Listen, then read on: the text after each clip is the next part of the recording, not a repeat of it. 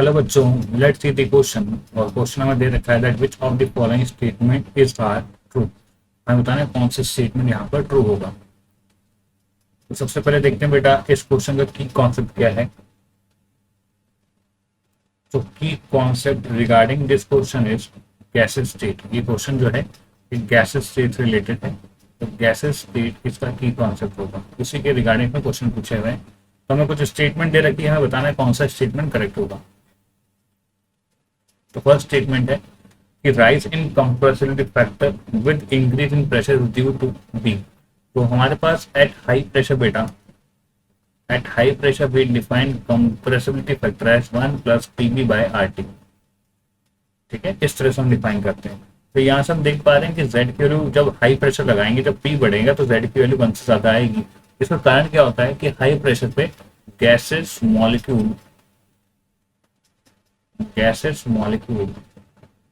will come close to each other, thereby the excluded volume will increases। excluded volume जो होता है वो increase हो जाएगा और इसी वजह से जो Z की वैल्यू होती है वो ज्यादा आती है as compare to the value of Z at low pressure. तो इसका मतलब ये स्टेटमेंट क्या है बेटा, करेक्ट है। सेकंड अगर देखें बेटा, second statement is average velocity of molecule of ideal gas moving only in one dimension will be equal to 0। ऐसा इसलिए होता है बेटा because gases molecule will move in random direction,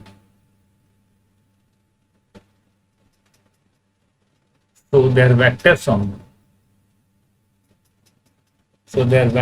will be zero,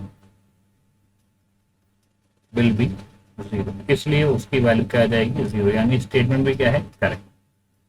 third option है हमारे पास, third option is asking about the fraction of molecule having speed in the range of u plus du of a gas of molar mass m at temperature T will be same as that of gas of molar mass m by 2 at T by 2 temperature। तो बेटा हमारे पास most probable speed का जो formula होता है that is equal to root 2RT by m।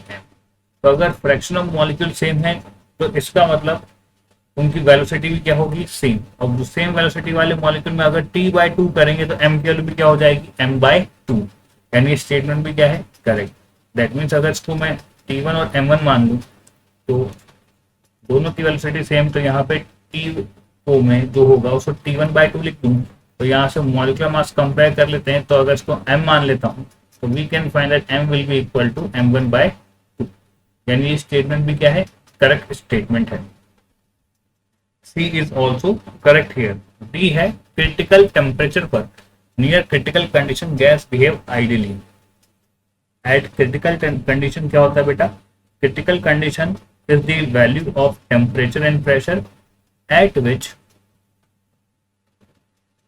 gas will liquefy। Gas क्या हो जाएगी, लिक्विड में कन्वर्ट हो जाएगी। दैट मीन्स यहाँ पर ये डी ऑप्शन क्या है, गलत है। So correct option number A, B and C are correct। So I hope you understand very well. Best of luck.